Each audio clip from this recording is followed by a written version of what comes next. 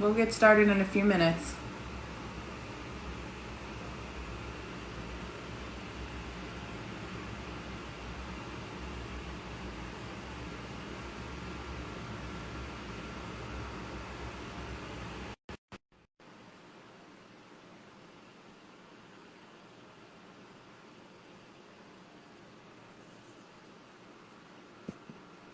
Hello.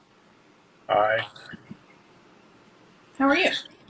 I'm fine. I'm at the vet's office here in sunny Wilton, Connecticut. Mr. Nibbles was acting weird, and so now $500 later, we're not quite sure what's going on. Apparently, he's fine now. It's like bringing a car to the dealership. It stops making that funny noise. Um, so as soon as they bring him out, of course, one of the kids will get him, and then they will film me as I'm driving home. Uh, $500 poorer because of Mr. Huh. Nibbles. Well, I'm glad Mr. Nibbles is okay. We don't know. I mean, I was like, it's time to eat him, or just hawk him in the woods, and we'll just get another one. How much did we pay for him, guys? $30. So we already overpaid for him. But then, and how much was that other guinea pig we saw recently? $11. So, yeah. So you could have gotten 2 guinea pigs for much less than fixing this one. Yeah, and now the amount of money that we're spending on him, I mean, I could have a house full of guinea pigs. I could go into the guinea pig business, as it were. So everybody thinks I'm joking when I make fun of this, but he sucks. Well, you see, the thing with this guinea pig, that you could theoretically, with $500, you have a trouble with tribbles style guinea pig situation. Like you could just fill up your whole house with guinea pigs. That's true. Although, one thing they never talked about with the tribbles is, do they poop? Because guinea pigs do. So no, I don't want a bunch of guinea pigs in the house. One is enough. Fair. That's fair. Yeah. So this week we wanted to talk about some of the new releases. I know, there were lots and lots of them, of course, over the last couple of weeks. Many of which were with Watches and Wonders, or the artist formerly known as SHH. But there were a few other ones as well. So I wanted to have you talk about the one that you like. Well, as I pick my nose while I'm waiting, my favorite is the Zenith Chrono Master Shadow Revival. There it is. That thing is amazing. I mean, I don't know what else there is to say about it. I was lucky enough to actually get to handle the prototype, and I wasn't allowed to say anything at the time. I didn't know when they were going to announce it, and that thing just blew my mind. So I already love the case on the A384 is really, I guess, what that design is. And then, of course, there was recently the Revolution, the cover girl, the A33818, which again is the same sort of angular case. And this thing just takes it to the next level. They ditched the date, which I know pisses a lot of people off. They hate dates. I actually don't have a problem with the date, but on that watch, it's very strange because the diameter is already so small. It's only 37 millimeters that the date is pushed all the way to the end of edge of the dial. And that's actually how it is on the original. So it's not like it was some compromise they made when they reissued it. But this thing is just so clean. It's haunting my dreams. Of course, it's $8,400. I'm now $500, $600 further away from my goal, of course, of purchasing this watch, thanks to Mr. Nibbles. But it's going to be what's great. It's not a limited edition. It's going to be a production model. My understanding is that they're not going to be making that many initially, so I don't know what the allocation is for the States. I will tell anybody who's interested in it, if you have a local AD you work with who's a Zenith authorized retailer, get on that list now for that watch. Otherwise, you're going to be waiting a long time. Like me, I'll be waiting a long time. Well, apparently it's available in June. So yes, I won't be getting one in June, of course, because I won't have. Yeah, I mean, thanks to Mr. Nibbles, who, there are other reasons. There's the $5,000 water pump in my house. We need a new dishwasher. The kids just cost money. They kind of suck. So yeah, I mean, I can't blame it all on Mr. Nibbles, but obviously I'm going to put a lot of it on his narrow little shoulders too. Well, I've got a suggestion in the comments that you should get Mr. Nibbles engraved on the case back. You know, it's an exhibition bag, so there's not a whole lot of room for Mr. Nibbles on there, but you know, it's a consideration, and I certainly will think about it. But right now, just I'm not feeling very, very warm and fuzzy about him. But you know, enough about this because I'm just going to get angrier and angrier. What was the piece that rocked your world? Well, I really liked the Piaget Altiplano Ultimate. Oh God, that thing! Which, if I can turn the camera around, this thing, because this is, so when we first saw it, they introduced it at SIHH 2018, I think, right? Yeah, it was it wasn't last year. It was the year before. Yeah, I think it was the year before. Yeah, and it, you know, the prototype of it was like amazing, but they wouldn't let us handle it because it was like so thin that it would bend if you put too much pressure on it. Yeah, they were really clucking over that thing. We couldn't get, you know. Yeah, I think Adam got his hands on it. Didn't Adam got to put his, yeah, he got to take photos of it, but mainly because he was like, they were like, they didn't want him to try it on or do anything like that. They made sure he didn't bend the case. And you know, they did a bunch of work on this to actually turn it into a production ready model, which I think is really phenomenal. In that it's so crazy thin, like that's the size of the case, and it's an actual working watch. Now, the thing that I think is really cool about it is the hell are you guys doing? Hi, Paul and Lola. Say hello. Hi. So the thing I think is cool about this is that they actually created a new metal alloy to use for the case that is cobalt based. It's cobalt based, so it's like, you know, it's stronger than gold and it's not going to be as soft as gold, so it won't bend. I think but cobalt is actually a component of adamantium. It is part of the, yes, it is exactly that. So I think they blend it with some vibranium too. Exactly. Yeah. So you know, that's why it's so expensive. You can't get a lot of that out of Wakanda.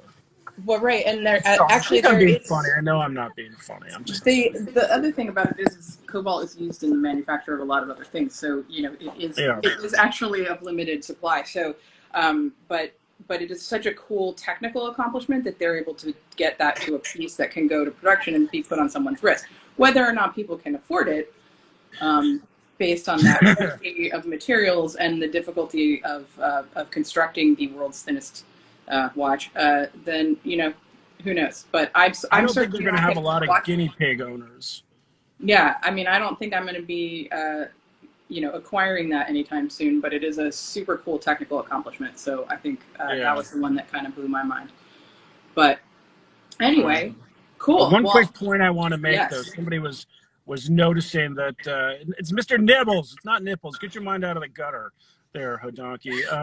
Now, the other kids thought that was funny. So somebody I think it was Speedmaster Addict. I got to roll down. I'm too lazy.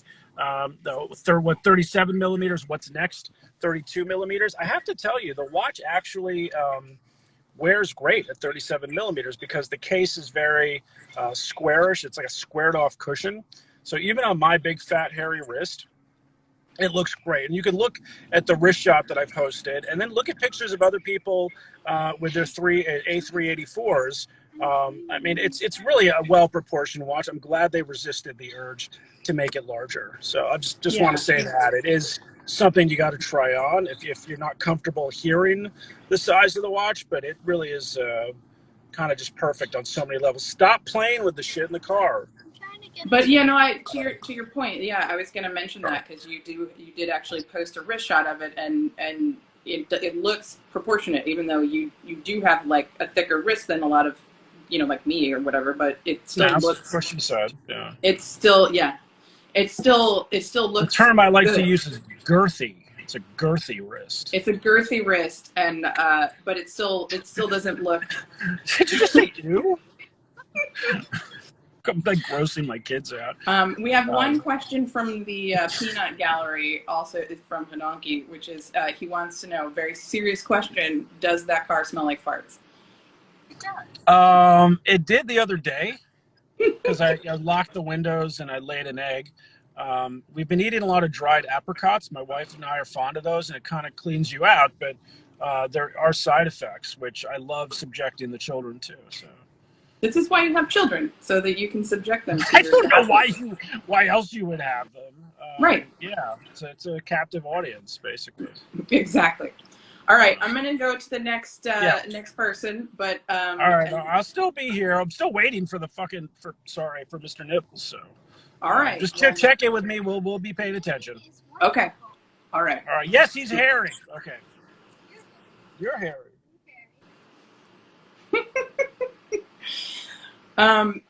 Always a good time with Adam. So let me queue up the next set of watches, and I'm going to go live with James.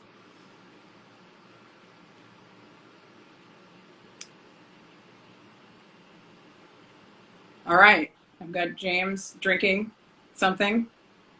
Yeah. Hello. Scotch. You're drinking some scotch? I have a gigantic goblet of wine that is like almost the size of my head. It's actually, if I hold it right here, it's bigger than my head. So, you know, that's what she said. How are you doing? Honestly, I'm very angry right now. I'm livid. Turns out that Adam took all of my adamantium Wakanda jokes that I was gonna leverage, and now I'm gonna firebomb his home because that's all I had for you. That's great. Are you wearing a NASA watch? Yeah, yep, I am. I am wearing that new white watch that, look, I've been known to prefer vintage, maybe mechanical, analog sort of things. But, when wearing a sweatsuit today, G-Shock seemed right. Yeah. And it's got the the NASA worm logo. It's cool as shit. So it is. It's sort of a few boxes for me. I have never owned a G-Shock more than a day or two, ever. Fun fact. I tend to just give them to people who need them.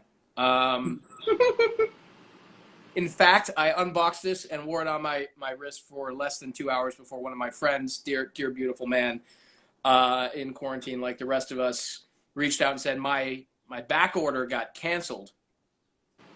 And I was like, and of course, what's my go-to move? Before I've even decided whether or not I want it, I just say, it's yours, you can have it.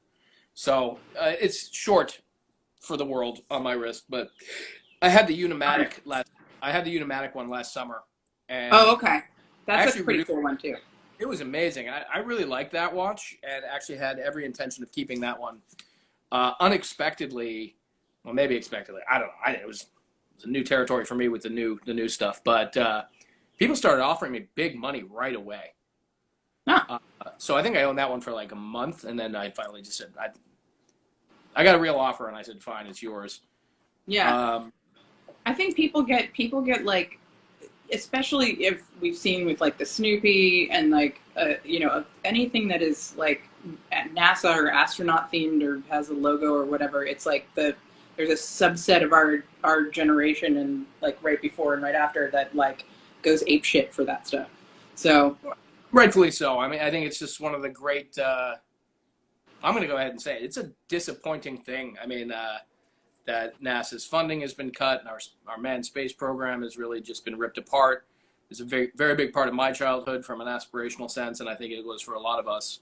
So, A, I'm glad that the NASA themselves have sort of readopted the worm. B, I hope that signals a return to properly funding, I think, the most important government agency short of sort of human services from a scientific perspective. And watches are really cool. So put it all together, and what do you got? There you go. All right, so let's Don't tell anyone I'm wearing a digital watch right now, please. Okay. All right. Well, I brought up a couple of the watches that you said you wanted to talk about. The first one are the Captain Willard ones, so I will put those on the screen while you tell me why you like them.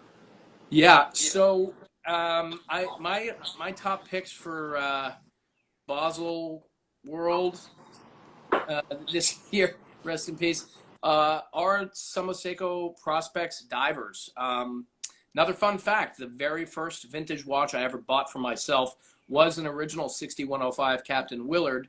It was designed to be a short-term replacement for the Doxa that was haunting my dreams at the time in the early days of the internet.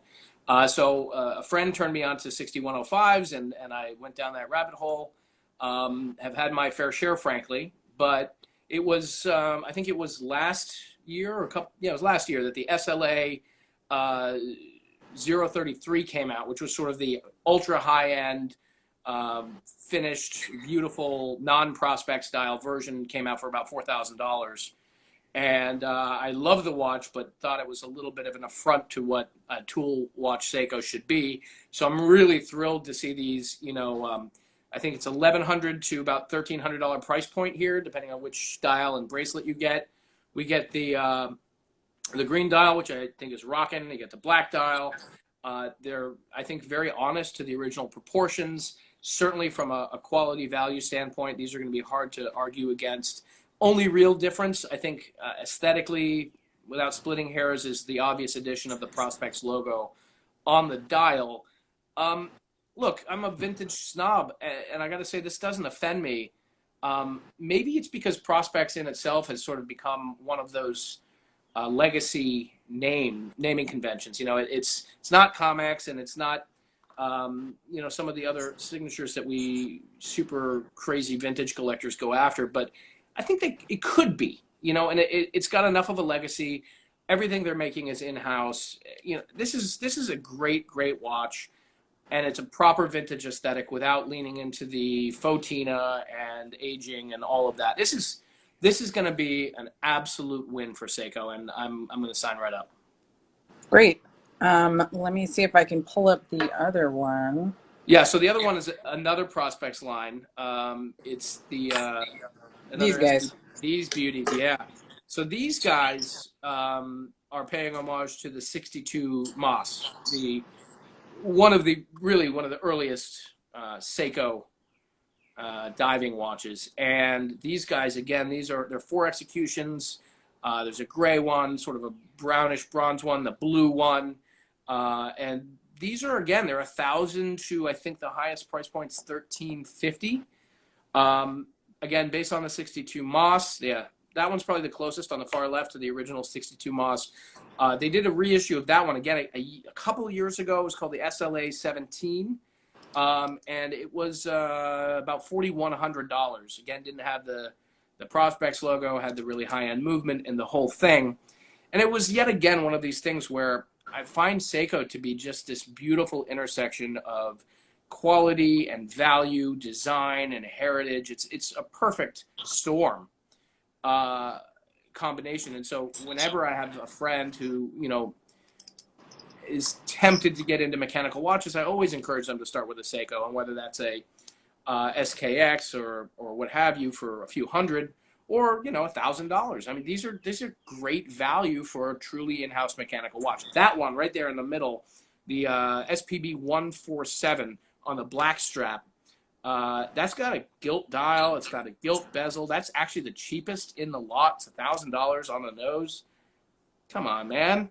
As James Stacy put it, take my money. Sign me up, man. That is awesome.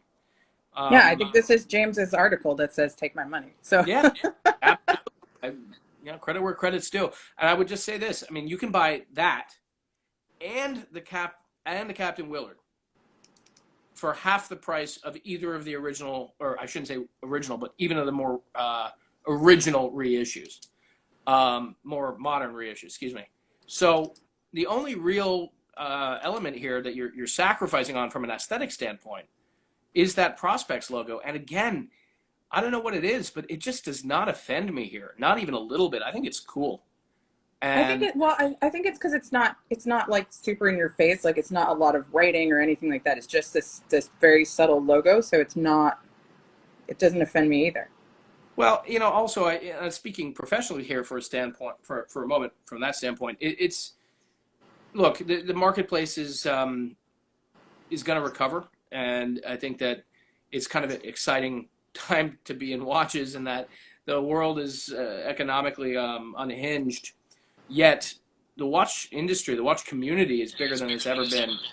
And I'll tell you straight up, we have nothing to worry about. I mean, 10 years ago, a pandemic like this might have completely shut down our community.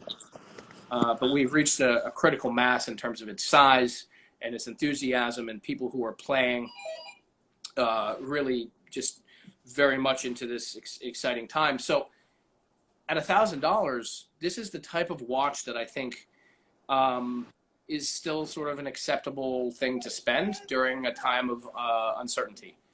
And truthfully, while I'm also excited by things like Cartier's new, Santos line and some of the Piaget made of adamantium, I don't know. $1,000 Seiko still makes sense even throughout all this nonsense. So I'm into it. I am a total fanboy. Well, I agree with you on that, because I think those are they're pretty fantastic watches for a great price point. But what I've started to, I've been paying attention to what's going on in watches and new releases and stuff. And if you look at, the 2 limited editions, I think they've just done 2 since Worn & Wound's released a couple in the last few weeks or in the last couple months. And they were all sub 1K watches, and they all sold out in like 4 minutes. And then the Ming, the new Ming release, which is significantly more expensive than that, sold out in 7.5. So, people are still buying stuff. But if you give them something that's a good value proposition around that $1,000, or maybe a little bit more mark, I think people will go, if they can swing it, they'll treat themselves, because, the people that are passionate about watches are still going to want to buy them. So yeah, we're really not going anywhere. The community, again, what I was trying to get to earlier was we've reached a point of robustness. Mm-hmm. And there's too many people who are emotionally or fiscally involved. The watch community and the watch industry will persevere. Yeah. Short term has a lot of people on the ropes, both on the industry side and on the collector side. And of course, my heart goes out to all of it. It's something that we wish hadn't happened, but it's actually all of you guys who are watching this and contributing. It's the RedBar community. It's other watch communities around the world. It's all of us that are actually making this possible. And again, as somebody who's been into this for almost 20 years, I'm not sure, if the financial apocalypse situation was different, but 10 years ago, something like this might have quieted the entire corner of our world, collector world. And today, not going to happen. So whether the watch is expensive or not, there's going to be enthusiasm there. I just think that the value plays right now, $1,000 micro brand or $1,000 Seiko, whatever it is. Oris is killing it at the $2,000 price point, if you ask me. $130 G-Shock. Yeah, this agreed. is how we keep going. Yeah, definitely. All right. Well, thank you, James. I appreciate your thoughts on that. I'm going to go to the next person. Don't drink and drive. I will not. All right. Take care. Bye, guys. Okay. So let's look in the queue here and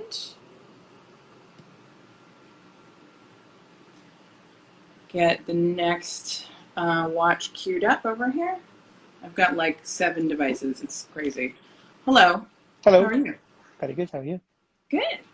I think some folks will recognize David from our London, Edinburgh, and Glasgow chapters, who is going to tell us what his favorite new release is. So I think the one I want to talk about is the new Ming 27.01. That's the one. Yeah. There we go. Yeah. Pictures coming up. Yeah.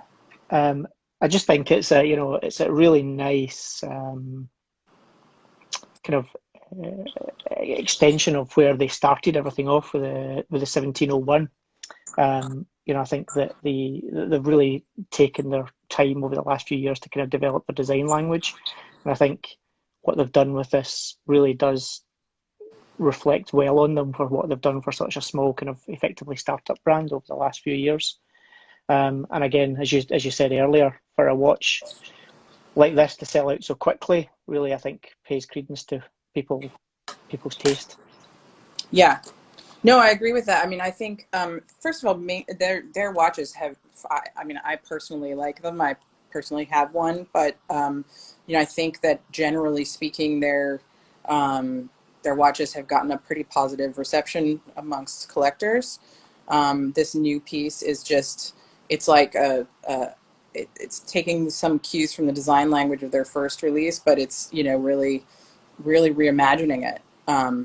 And this is a beautiful movement. It looks it's just a pretty fantastic watch. And I mean, like that what was the price point on this? It's 30. So it was just under 4,000 Swiss francs. So what's that going to be? Well, same in US dollars, roughly 3.5 UK, something like that. Yeah, and for that, it sold out in seven and a half minutes. I mean, that is a quite an accomplishment for a $4,000 watch in a time when.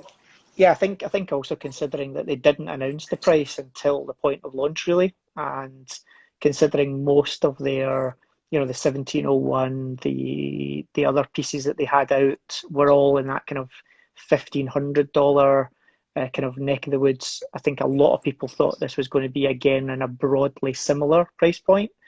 So for them to bring a piece out that's 2-3 times that, and for it to sell out so quickly, I think says a lot. And when you look at the work that's gone into it in terms of the movement, okay, it's very much based on an ETA movement. And when they use the word significantly modified or highly modified, I think that's a phrase that's bandied about a lot by people, which sometimes maybe doesn't mean as much as it should. But I think in the case of this, there is some real significant work been done on the movement. I think they can rightly use the phrase highly modified on this movement. Yeah, I agree with that. I mean, you're right. That phrase does get used kind of often in the watch industry. So yeah, more often than not, it's a rotor that's had a logo engraved on it or something such, or a little bit of finishing here and there. But this is new bridges, new base plates. A significant amount of rework on it. Yeah. No, I agree. I think it's a really great watch. I don't know that I was necessarily in the market for another, like to James's point, I think I'm perfectly happy to purchase a really inexpensive watch at this point right now, but something that's $4,000, maybe I'm gonna wait and see how if work picks back up and things like that. But yeah, I think it's interesting how people's kind of perceptions or buying kind of reasons have changed as well. People I think are being more thoughtful about where they'll necessarily put their money at this point in time.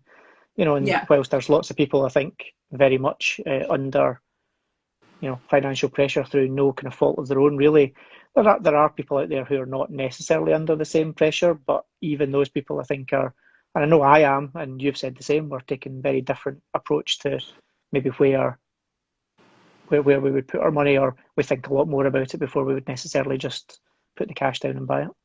Yeah, I agree. But yeah, I think that they've built up a pretty good, they've built up a great reputation, and so it's not. I'm not surprised that it sold out that fast. I'm just I think my point, because I think it would have sold out that faster if it probably would have sold out in half the time, but I'm not surprised that it sold out because they do have a good reputation. But I think it's telling that people are still willing to buy, especially in this what is a luxury category. It's not like we're buying food and like stuff that we actually need as much as we like to think that we need wristwatches. The word need is probably not exactly accurate. Oh, I think that very much they are luxury in the truest sense of the word. I mean, as many folk will say, price point is, they are a luxury price point, but they're a luxury in the sense that, do we truly need even a watch? Because, with so many ways we can tell the time these days, do you actually even need a watch? Yes, we love them, and of course we want them, but they are a luxury in the truest sense of the word. Yeah, absolutely. I have some questions in the queue. I'm going to look at them. Um, None of those questions are questions I'm going to answer. Yeah, I've seen who's in, so I can guess what questions they're asking. Yeah, and I will answer Stark's question without saying what it is. And yes, Stark, yes, the answer is yes. Anyway, all right, I'm gonna let you go and see go to the next folks if they're No on. probs. So Take care. thank you. See you later.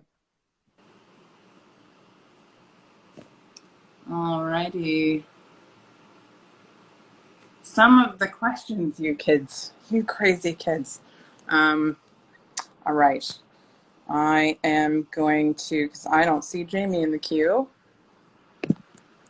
go live with Paul, and Paul can say whatever he wants about Jamie or not.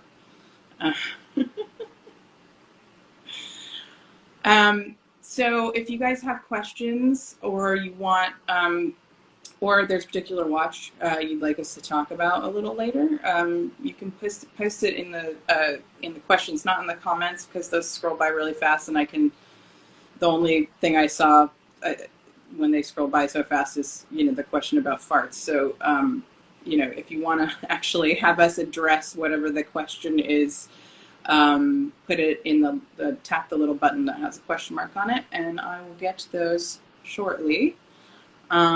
Let me just,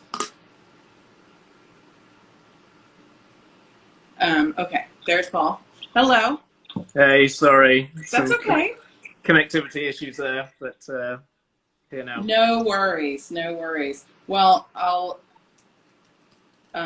so it looks like Jamie had trouble joining the queue, so you get to go before him, so you can say whatever you want about his choices. But let me pull up your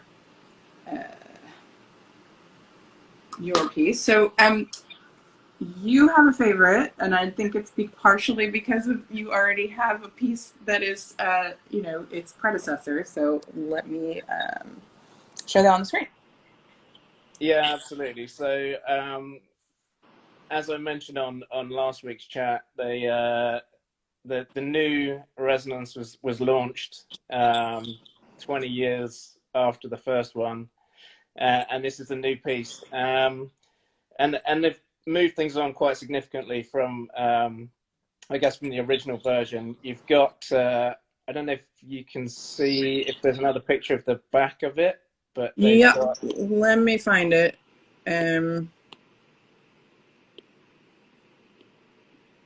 That's the prototype movement. There you go. Yeah, so that's actually that's the original movement, okay, not the new one. So in the original one, you can see you could see here we go. There we go. There we are. Yeah, so you've got on the original one earlier on, you'd see almost a perfect symmetry in the back, but now you've got the one larger barrel there, which is then driving you've got two remontoirs d'égalité, so the constant force going through to the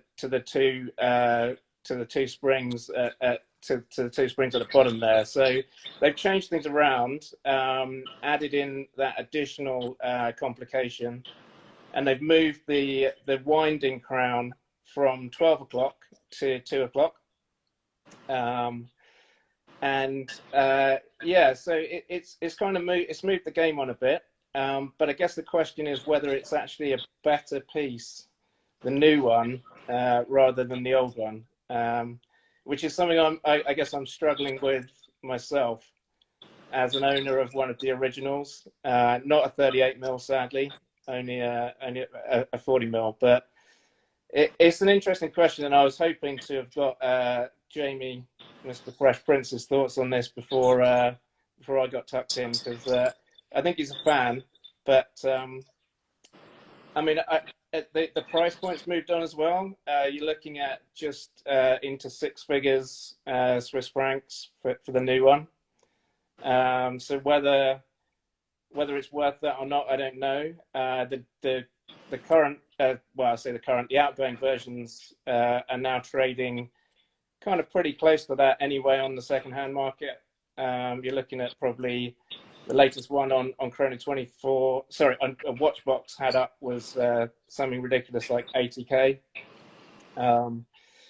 So yeah, some serious money for both pieces. I mean, having said all of that, I have inquired as to whether I can get my name down on the list for the new one. But but one of the things actually that I don't know if anyone saw the Rob Report article on the new Resonance, but he's talking about already looking to do a completely frictionless movement for the escapement, and so he's trialing that with the CS movement at the moment, and if that's successful, then he'll actually get it into apparently he'll be looking at putting it into the Resonance, and that would just move the game on even further. So it's an interesting question. Do you want to go into this model now, or do you want to wait and see if he can introduce that additional extra complication, I guess? So yeah, I mean, that is a big question. I mean, it's big dollars and a big question, right? Like, but yeah, the answer to whether you wait or whether you don't is dependent, I think, on a lot of factors, one of which might be availability. I mean, again, that's true. I'm still waiting to hear what the wait list would be like from the dealer that I know here in the UK. So all right, maybe well, I can update you next week, and we'll see. Yeah, maybe. I mean, if it's fingers crossed, if you can get on the short list for that, that would be pretty awesome. We'll But see. yeah. All right. Well, I'm gonna try and find Jamie in the queue and have him. I know we were gonna have you rebut him, but let's see what he has to say about it, Cool. if anything. But thank you so much. No worries. Take care. All right. Take care. Bye. Bye. All right. Now I have to try and find. This is going to be fun. I'm going to dig through this queue. Again, if you guys have questions, put them into the question box. All right. I'm trying to go live with Jamie, see if he can join. Hello. That's a good angle for you. So Paul really wanted you to go first for that one so that he could rebut you, but yeah, stitched off there, didn't I? Yeah. Do you have anything that you'd like to add or rebut or say about the FP Jour? It's fine. It's okay. It's not as great as I thought it was going to be. More from a design point of view than anything. I think that the way the dial's laid out now is not as aesthetically pleasing as the old ones. And I just don't know if it's, like Paul said, if it's enough of a jump along to kind of warrant the kind of discontinuation of the previous gen to where we are now. But okay. Yeah, I mean, those are all valid. I think those are all valid critiques, and because of course, everybody's subject to their own, personal taste and personal opinion. And like if those factors are something that make you not want to buy it, then there you go. And you can. I mean, I think to Paul's point, if there are some interesting movement developments that are being attempted by Francois Paul coming down the line, it might be better to wait and see if there's something that's a little bit more that blows your mind a little bit more than this particular model does. And this is still great, but it's not. It's just not, I think, what it could have been potentially. I just think a few of the things that have come out this year, not just from him, but just from a few people, are just a little bit samey. And it would be great to see a little bit of actual advancement. But okay, we've got a request for a wrist check in the comments. They'd like to know what you have on. I wonder why. 58 tonight. Oh, very good. Okay, Yeah. so I've got your watches that you wanted to talk about queued up. So hang on one sec. All right, there's the first one. Yeah, these are fantastic. Cartier, I think, are hugely underrated. 95% of what they make, I think a lot of people who are watch people think they're kind of like fashion branded, overpriced watches, which you could argue for or against. But kind of 5% of their book is just as good as it gets. And I think this is one of those watches. The design is from the 30s, but I think it's a very contemporary take on a very traditional design. I love the numerals on this. I just think it's a fantastic piece. It's a great size. Cartier really struggle with a lot of their sizes as well. They for the most part, got small, medium, large, even extra large in some of their models. But I think this is a fantastic proportions on this one. Yeah, I mean, it is really I think it's a really cool piece. I actually think Cartier, if you go through all of the Watches and Wonders offerings, Cartier had kind of the strongest overall line. You know, like I didn't really see any misses. You know, like there were some things that I liked better than other things, but I didn't see any like just why, you know, anything like that. You know, there was like all of it was good.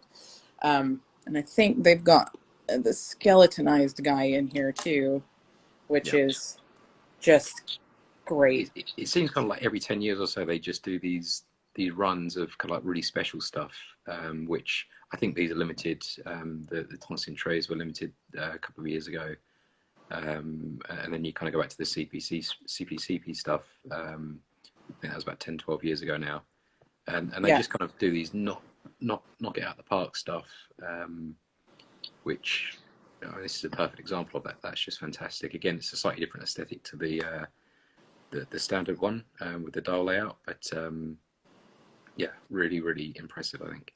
Yeah, and I think, you know, there's some folks in the comments that are talking about, you know, like, you know, you're not going to be able to find a third-party strap for that, or, you know, like you can't really wear it on your right wrist, and those are all, you know, valid comments, but like that's not what this watch is about. Like to me, like this is it's a very specific aesthetic, and they did make a proprietary strap for it, but they kind of had to because of the case shape. Like you can't really just adapt a regular strap to that. So they've done this watch previously with just standard lugs, so without that kind of third lug in the middle, which you can still pick up.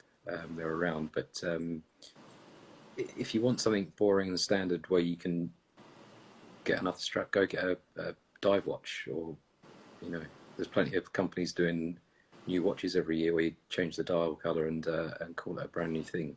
This is actually interesting, and I think it's certainly got a place, and yeah, I think they're just fantastic. All right, the next one, hold on one second, is this one. Yeah. How good is this?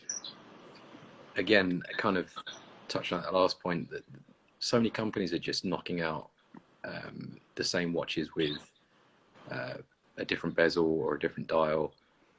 I wanted to bring this up because no one else is really going to talk about it, and I just think these are a real standout of pretty much everything that's come out this year.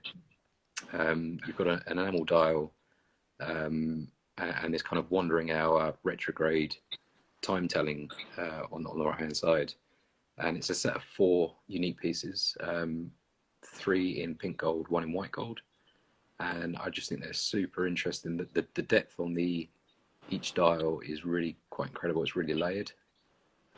Each bird is in a unique kind of setting, and so that dial layout is just fantastic. With a lot of these kind of enamel dials tend to be quite ornate and perhaps difficult to tell the time. I think this is just a really interesting take on it, and really, really nicely done. Yeah, I think that's right. I mean, so Vacheron, I love pretty much like a good chunk of what Vacheron comes out with, either from their regular line. I think have they had some really solid stuff, but when they do these special pieces with the enamel work is just phenomenal. Like I unfortunately, the one thing that really kind of sucks about these events not being in person currently is that some of the, even though this is a beautiful photograph, sometimes you really just have to like see it in real life to appreciate the sort of artisanship and the craftsmanship and stuff that goes into that, into creating that dial. I mean, it is just like, if it looks this good in a photograph, I think it will probably be absolutely batshit in real life. Yeah, Vacheron kind of do a lot of this kind of stuff every year. They'll usually do a run of kind of these special either enamel dials or various high-end stuff, which is just like the tip top of kind of like artisanal watchmaking. Yeah. And I think people should really just, they're not to everyone's taste. And again, it's kind of why I chose it to kind of highlight it.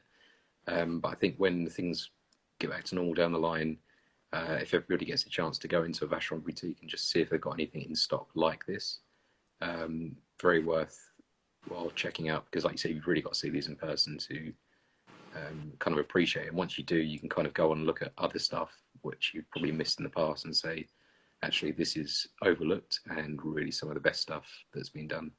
Yeah, I agree. All right. Thank you for joining. Pleasure. Thank you.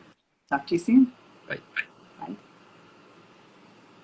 All right. Let me see if the other folks who are supposed to come on are in here.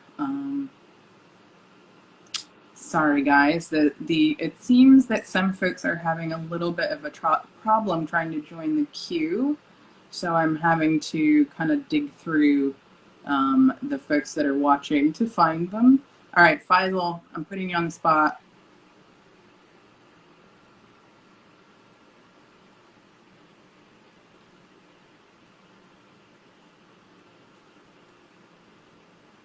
All right, we'll see if he can join. I see that there's some questions in the queue as well, but I'll wait for Faisal to join before I go poke around in those while he's talking about the watch he wants to talk about. So yeah, and I think to Dave's point in the comments that Hermes, Vacheron, and JLC are really great with the artisan kind of works, which I think is really right. I really like people that know me will know I love Hermes. I love all their watches. I think that they're massively underrated as a watchmaking brand. But the pieces that they came out with this year, I think, were really, really great. Hey, Faisal. Hey, how's it going? And like the new iterations of the Lord de la Lune, which I can't apparently say today, were really great. The dial variants were really fantastic. But okay, how are you? I'm good. How's everything going with you? I mean, it's pretty good. Yeah. How's life been lately? Life's been pretty. Aside from the whole not leaving my house thing, it's pretty good. It's I've been cooking a lot. I've been, just hanging out. Any good recipes online lately?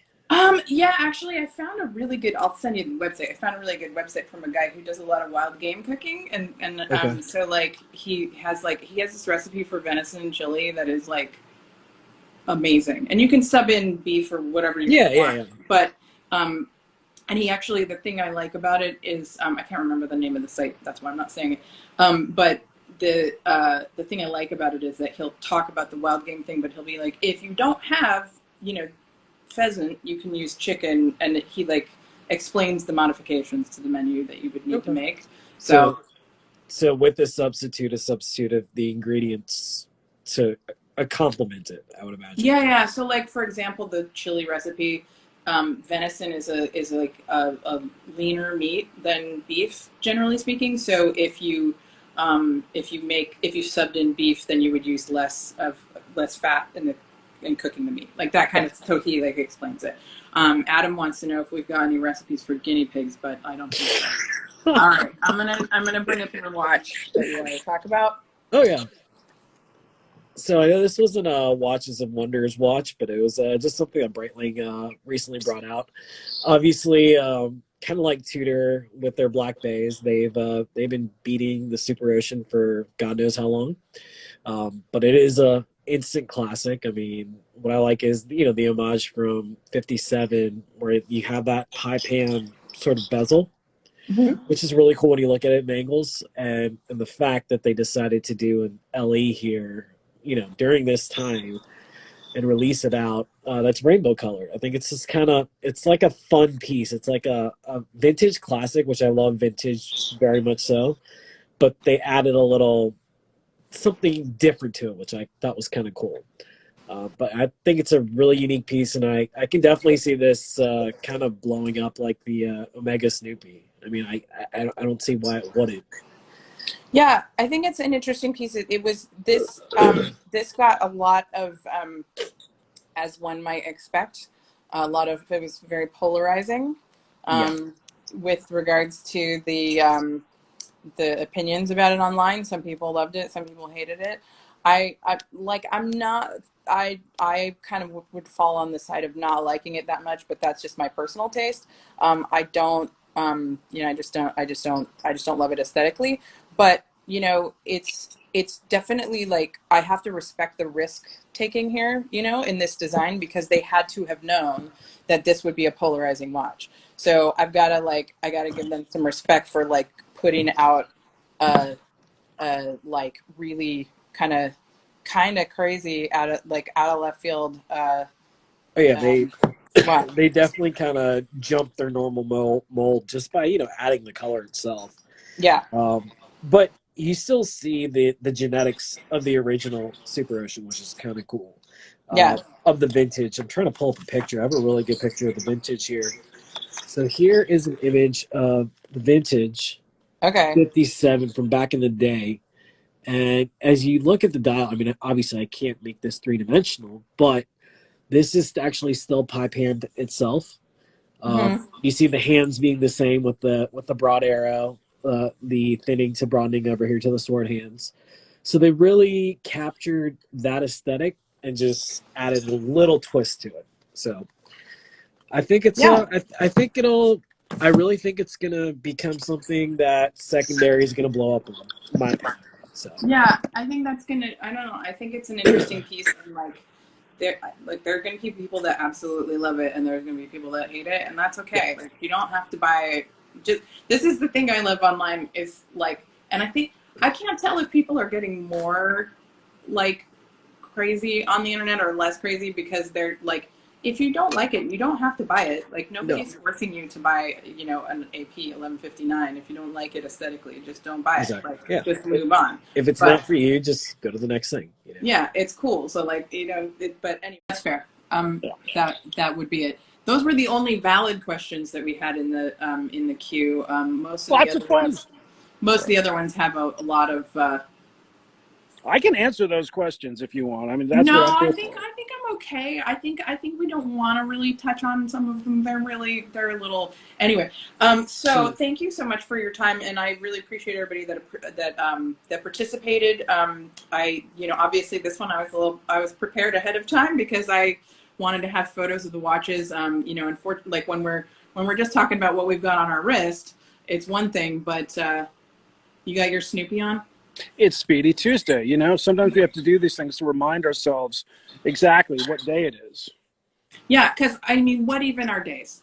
What are days? I don't know what anything is at this point. I said it could be Speedy Tuesday, it could be Throwback Thursday, it could be Flieger Friday. No idea. Yeah, no idea. No. All right. Well, unless we have any other completely ridiculous questions. Fahim. Yeah, so this gets asked every week. Oh. It's still going ahead. Yeah, Kathleen, I'm not touching that. Yeah, we're not making any changes right now. It's still quite a ways away, and there's like I said last week, there's literally not enough information for us to make any changes. So we are chugging right along. Speaking of chugging. Speaking of chugging, all right. Well, cheers. Stay safe. Mm-hmm. I hope everybody, keep doing what you're doing. Thank you, Kathleen, as always, for your able hosting abilities. And we'll see you guys next week. Yeah. See you next Tuesday. All right. Stay drunk.